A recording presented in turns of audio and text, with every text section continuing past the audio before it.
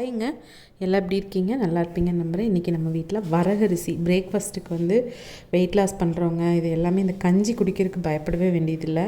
சிறுதானியங்கள் வந்து நம்ம சேர்த்தும்போது உடம்புக்கு நல்லதாக தான் இருக்கும். நான் வந்து அந்த சுட்டியில் ஒரு அரை சுட்டி மாதிரி எடுத்திருக்கேன். 2 பேர்த்துக்கு தான். 2 ஸ்பூனுக்கு பாசிப்பருப்பு. இது வந்து நம்ம நோன்பு கஞ்சி, நம்ம இஸ்லாமிய நண்பர்கள் வீட்லையெல்லாம் நடக்கும் இல்லையா, நோன்பு கஞ்சி, அதுக்கு மாதிரி செஞ்சு சாப்பிட்டிங்கன்னா பிடிக்காதவங்க கூட சாப்பிடுவாங்க. குழந்தைங்களுக்கும் கொடுக்கலாம், ரொம்ப நல்லாயிருக்கும். இதில் வந்து 2 ஸ்பூன் பாசிப்பருப்பு சேர்த்துருக்கேன். நல்லா அலசிட்டு சீரகம், ஒரு 6-7 பல் பூண்டு, பச்சை மிளகாய், புதினா, கருவேப்பிலை, தக்காளி, ஒரு அரை தக்காளி, உப்பு, கல்லுப்பு போட்டுக்கோங்க.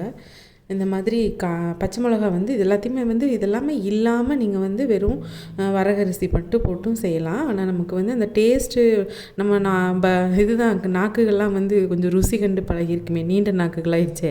அதனால தான் இந்த மாதிரி எல்லாம் வந்து கொஞ்சம் ஆட் பண்ணிக்கிட்டோம்னா ரொம்ப நல்லாயிருக்குங்கிறக்காக தான் இது எல்லாமே. அதே மாதிரி தேங்காய் பூ டயட்டில் இருக்கிறவங்க தேங்காய் பூ அவாய்ட் பண்ணணும்னு நினச்சிங்கன்னா தேங்காய் பூ அவாய்ட் பண்ணிக்கலாம். நான் ஒரு 2 ஸ்பூனுக்கு தான் போட்டிருக்கேன், ரொம்ப நல்லாயிருக்கும். அதே மாதிரி சின்ன வெங்காயம் எல்லாமே ஏன் நான் முழுசாக போடுறேன்னா, திருப்பி வந்து நம்ம நல்லா மசிஞ்சு குழஞ்சி தான் வேக வைக்க போகிறோம், தண்ணி கொஞ்சம் சேர்த்து விட்டு. அப்போது திருப்பி நம்ம வந்து மத்து வச்சோ கரண்டிலேயே வச்சா கூட நல்லா மசிஞ்சிரும். அதனால் இது வந்து நம்ம நைட்டே ஊற வைக்கணும் அப்படின்னலாம் அவசியமே இல்லைங்க. கொஞ்சம் தண்ணி அதிகமாக வச்சுக்கிட்டால் போதும். சாதத்துக்குங்கும்போது தண்ணி கம்மியாக வச்சா போதும். இந்த மாதிரி கொஞ்சம் ஸ்பைஸ் எல்லாம் போட்டு சாப்பிடும்போது ரொம்ப நல்லா டேஸ்ட் கொஞ்சம் நல்லாயிருக்கும். இதுக்கு நான் பருப்பு துவையல் தான் அரைச்சி செஞ்சுருந்தேன். பார்த்திங்கன்னா இந்த பச்சை மிளகாய் எல்லாம் மேலே நல்லா வெந்திருக்கு, சின்ன வெங்காயம், தக்காளி எல்லாமே நான் கரண்டிலேயே வந்து இந்த மாதிரி மசிச்சு விட்டுக்கிறேங்க.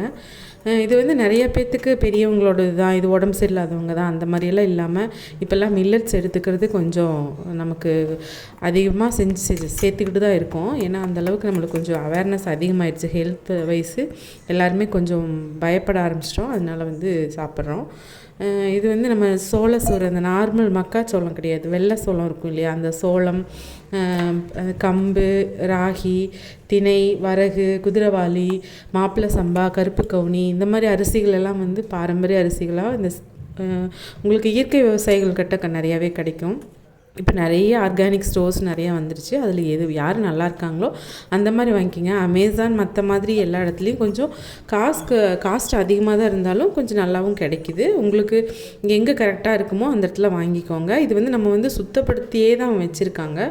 அதனால நம்ம வந்து நல்லா அலசி கை வச்சு பிசைஞ்சு அலசினாலே போதும். பார்த்திங்கன்னா நல்லா வெந்துடுச்சு. நான் பருப்பு துவையலோட சர்வ் பண்ணியிருக்கேங்க. 2 பேர்த்துக்கு தான். இது கொஞ்சம் அதிகம் தான் 2 பேர்த்துக்காக இருந்தாலும். ஆனால் வந்து குவான்டிட்டி இது வந்து இந்தளவுக்கு ஆகும்னு நான் நினைக்காதனால கொஞ்சம் அதிகமாக ஆயிடுச்சு. நீங்கள் அதுக்கு தகுந்த மாதிரி பண்ணிக்கலாம், உங்கள் அரிசிக்கு தகுந்த மாதிரி. Thanks for வாட்சிங்க. டாட்டா.